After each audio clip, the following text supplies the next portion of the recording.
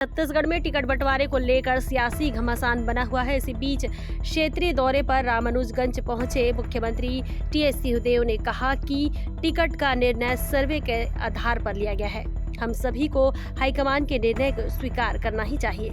अगले मुख्यमंत्री को लेकर पूछे गए सवाल का जवाब देते हुए कहा कि हाईकमान जिसको सीएम बनाता है वो सीएम बनेगा। बृहस्पति के निर्दलीय चुनाव लड़ने को लेकर किए गए सवाल पर डिप्टी सीएम ने कहा कि जनता और चुनाव परिणाम के ऊपर सब कुछ निर्भर है।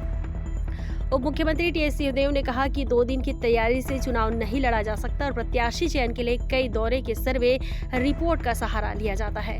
पार्टी ने 90 में से 83 सीटों पर प्रत्याशियों की घोषणा की है। वहीं टीएस सिंहदेव ने बगैर नाम लिए नसीहत देते हुए कहा कि पार्टी से जिनके जुड़े रहने की भावना है उन्हें पार्टी आलाकमान का निर्णय मानना चाहिए।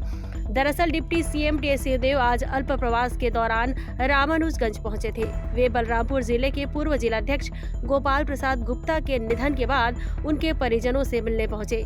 इस दौरान उन्होंने कहा कि पार्टी ने प्रदेश में अब तक 7 सीटों पर प्रत्याशियों का चयन नहीं हुआ है। प्रत्याशियों के नामों पर मंथन अभी जारी है।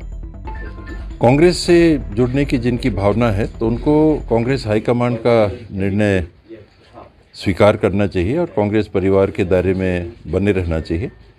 व्यक्तिगत बातें अलग होती हैं कि मैं की बात होगी तो फिर वो पार्टी की बात नहीं रह जाती।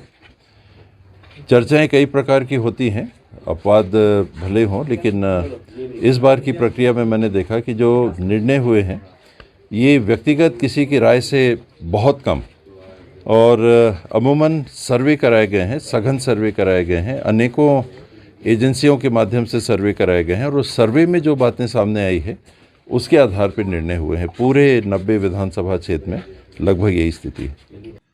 ब्यूरो रिपोर्ट, खटपट न्यूज़।